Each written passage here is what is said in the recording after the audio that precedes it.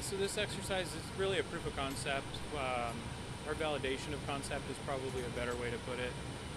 We've had guidance out there and missions have been done on the KC-10, but the guidance hasn't been revitalized and crews aren't getting updated training on a regular basis to use the guidance that's out there.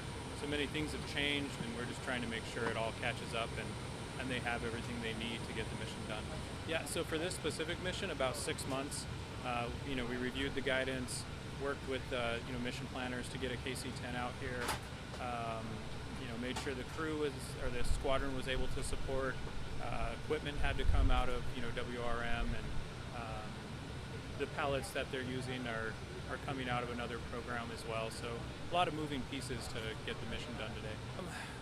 So the most challenging part of the exercise is probably the guidance and making sure that it's updated to match what we have currently available for them. So, with PSPs or patient support pallets going away and then bringing them back, we have a gap in knowledge on how to use them. So, closing that gap and making sure they're able to use them, that they're all together, they still function appropriately. That's been one of the biggest challenges. So the big thing is, we'll have updated guidance. Crews will start getting familiar with aircraft that we're supposed to be able to fly on, and we'll close those gaps. So if we task a mission on a KC-10, then the crews will be able to go out, have updated guidance, have an understanding of the parts that are going to come out to them, and go get the mission done and take care of that patient.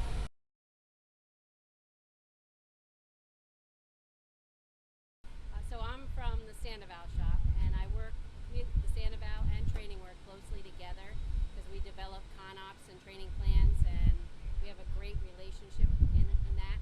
And the CONOPS is 2011, so it's outdated, and we've been updating a lot of our regulations lately.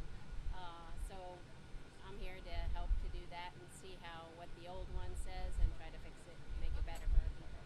So in Mobility Guardian 17, I worked with that group there. We flew one mission on it, and similar circumstances, trying to get, because nobody's really done it, so all we have is the CONOP to go by and whatever addenda A's that they have and the guidance from the actual KC-10s. So trying to get the guidance so that people, when they do what we call like a QRT, a quick response training, or just in time, that they can actually fly the mission safely.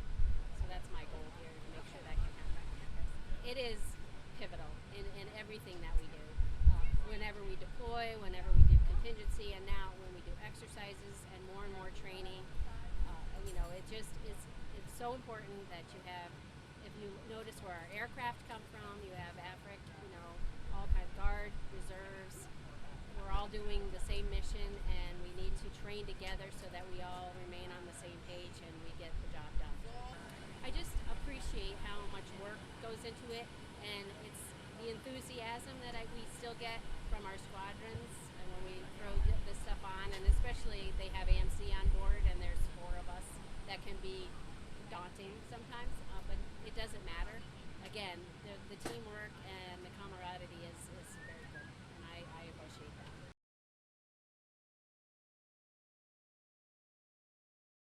Okay, so this trip was built to do some training with the Air Refueling Squadron here at Scott. Basically what we did was brought 3 instructors down on the KC-10 and boom operator field to link up with the AE folks, just to make sure that what our regulations say fit into their training program and what their regulations say. So this is actually my first time seeing the actual AE configurations on the KC-10. In the past, I've done AE missions, but it was just ambulatory patients. So they had a medical team with them, but it wasn't anybody that was on litters or anything like that. So just like anything else, when it's the first time or hadn't been done in a long time in the KC-10, we just had to work through the translation of what our directives were telling us to do. So some things in the KC-10 directives were different than what AE folks had. And then we just, the reason that we brought the instructors was just to make sure that everything was safe and it made sense. Just another difference is they get waivers that we don't necessarily see, so what we expected to see from our -9 or our cargo loading regs didn't necessarily match up with what they bought on the airplane. It's just a couple of manipulative things that we do to make sure weight and balance is secure, the load is secure, and then everybody's safe on the aircraft. I think it was very important. Number one, because of the capabilities of the KC-10, us being able to carry 356,000 pounds of gas, that's just going to give us legs and legs of movement. So in the event that they had a channel mission where we had to hop around and pick up a lot of patients, or in this case pick up 9 patients, we had the gas, we have the capability to maneuver throughout the Pacific. So I think it was very important, just us being at Travis in a prime location, to reach multiple bases in the Pacific without having to stop multiple places for gas. I mean, being a boom operator on the KC-10 is by far the best job in the Air Force, in my opinion. I've had 3, so I can say that this is by far my favorite job. I would say that us coming here not only helped boom operators or the KC-10 community, because us as instructors, we can take it back to Travis and, you know, give that information that we've gained on this trip, but it also helped the AE folks. AE folks being qualified on KC-10, whether it be just being familiar with the aircraft, operating the systems, egress, it gave them an opportunity to get that training, just because the people that were qualified on the KC-10 or familiar with the KC-10, they have long gone, just because we hadn't done this, done these procedures or done this process in a very long time.